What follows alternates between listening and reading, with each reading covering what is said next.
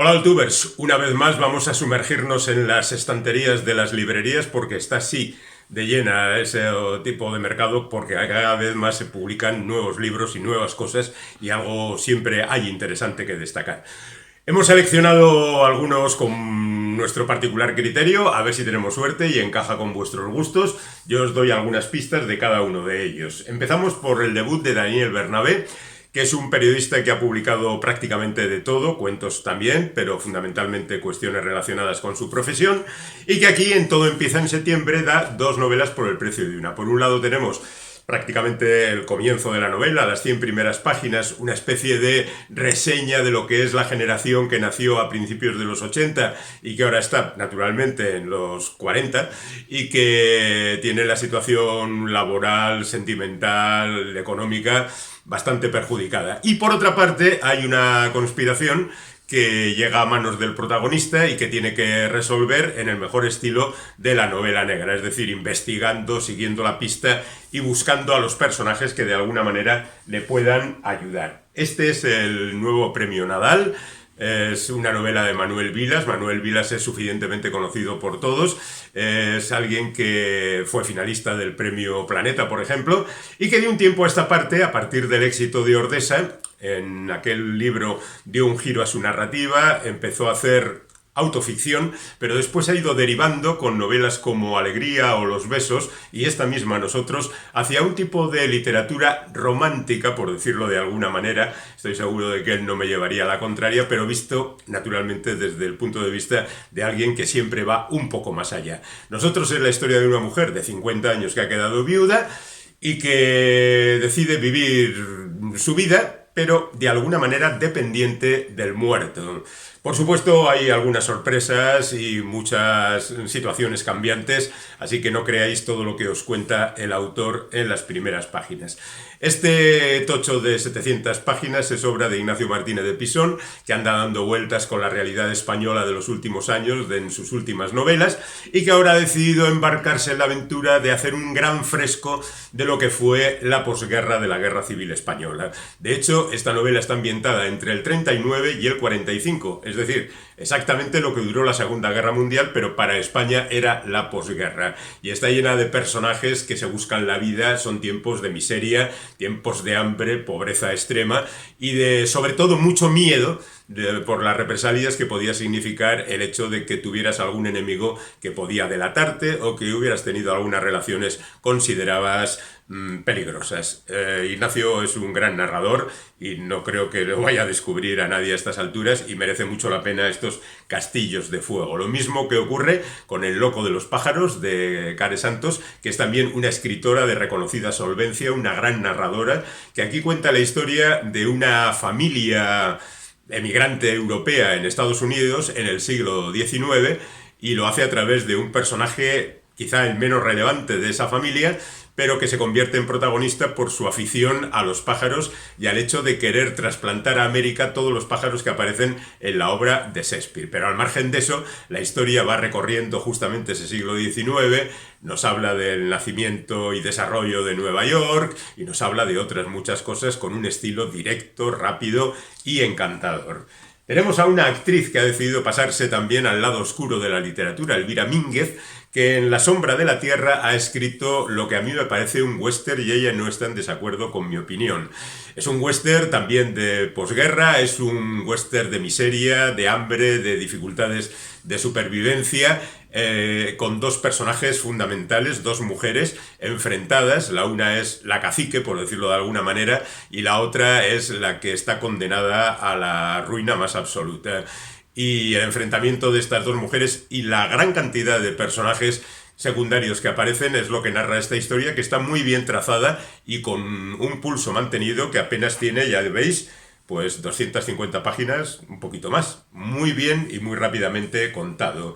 Hay que poner siempre una novela policíaca en estos recorridos por los libros porque tienen mucha aceptación. En este caso os traigo la nueva novela de la navarra Susana Rodríguez Lezaun, que se titula En la sangre y que es una nueva historia de Marcela Piel de Lobo, que ya debutó en la novela anterior de esta escritora. Y también en esta novela aparece algún personaje de las novelas anteriores, pero son guiños a los lectores habituales. El lector nuevo en la trayectoria de Susana se va a encontrar con una historia donde, una vez más, se mezclan cuestiones actuales, cuestiones políticas, por supuesto cuestiones policíacas, y una narrativa también implacable y muy bien medida, de manera que el lector se lo va a pasar estupendamente. A Javier Castillo lo conocéis todos, seguro, porque es el tío que vende más libros en el mundo de habla castellana.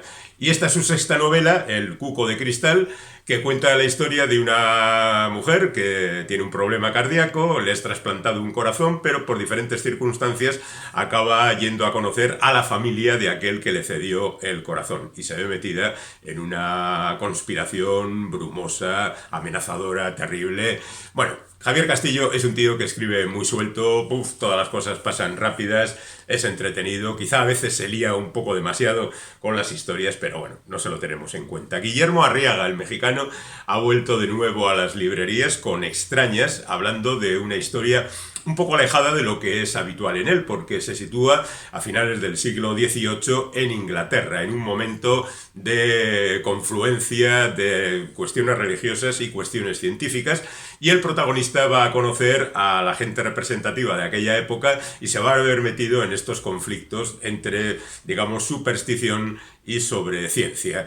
La verdad es que Guillermo Arriaga, a mí particularmente me gusta muchísimo, es un autor tremendo que cuenta historias verdaderamente extravagantes y muy bien contadas, así que vaya mi recomendación, aunque supongo que ya le conocéis, por el libro de Guillermo Arriaga. Y luego tenemos a John Banville, que ha dejado su personalidad de Jonathan Black un tanto al margen para ser otra vez John Banville, seguramente para recuperar la imagen de John Banville, ¿no? Porque yo estoy seguro que Banville en su momento quería ser más popular y por eso adoptó el personaje del escritor de novela negra, y con el paso del tiempo este ha venido comiéndose al escritor de gran nivel literario. Y por eso, seguramente, la aparición de Las Singularidades, que de alguna manera también enlaza con lo que contaba Guillermo Arriaga en su novela. Es también una confluencia entre la ciencia y las conveniencias políticas, religiosas y demás. Y es lo que viene a contar este libro, que está escrito, como siempre, con la exquisita y delicada prosa de John Banville, que no gusta a todo el mundo. Hay quien está muy contento con su versión de novela negra, pero la verdad es que este señor sabe lo que es escribir y lo hace verdaderamente bien. El caso de Joseph O'Connor es muy satisfactorio, al menos para mí, porque en Reyes Vagabundos, ¿de qué es de lo que habla? Por aquí aparece alguna guitarrica, pues aquí aparece un repaso a la historia del rock, o a una determinada etapa de la historia del rock, donde se juntan las esperanzas juveniles, el afán de cambiar la música, el enfrentarnos al mundo, el cambiar la sociedad y conseguir, en definitiva, ser felices. Lo de toda la vida, vamos. Pero en el mundo del rock. Y a mí es un territorio que particularmente me gusta mucho. Y terminamos esta tanda con La librería en la colina de Alba Donati, que cuenta la verdadera historia de una mujer que un buen día decidió crear una librería, cambiar el rumbo de su vida, y la verdad es que las peculiaridades de esa librería la convirtieron en un auténtico fenómeno. Y es un rayo de esperanza para todos aquellos libreros que creen que la situación está muy mal, que los tiempos han cambiado, que los libros se venden menos de lo que ellos desearían, pero yo creo que el papel, al fin y al cabo, va teniendo su protagonismo todavía, y no creo que puedan acabar con él. Tenemos más libros, seguimos ahora mismo. Vamos ahora con algunos ensayos que pueden resultar interesantes, porque ya se sabe que no solo de narrativa vive el lector.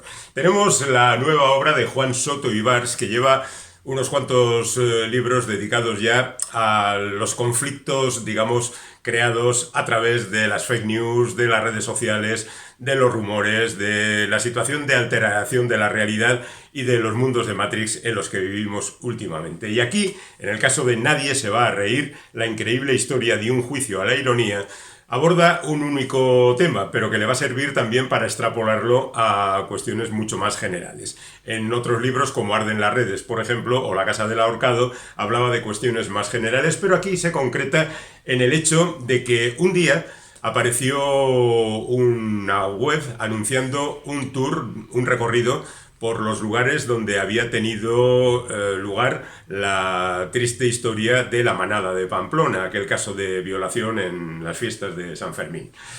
No pasó nada el primer día, pero el segundo se fue enturbiando la cosa, el tercero la cosa empezó a descabellarse un poco y el cuarto apareció una nota diciendo que eso era una especie de performance, una especie de denunciar de cómo los medios de comunicación habían trabajado muy mal el asunto de la manada, que habían caído en el morbo y en el desarrollo especulativo y habían creado un caldo de cultivo que a los miembros del colectivo que ponía eso en marcha no les había gustado y habían utilizado este truco para denunciarlo. Pero el acto se volvió en su contra y con el paso del tiempo alguna institución y la propia víctima de la manada acabó denunciando a este colectivo, que ahora se ve inmerso en problemas judiciales de altísimo nivel.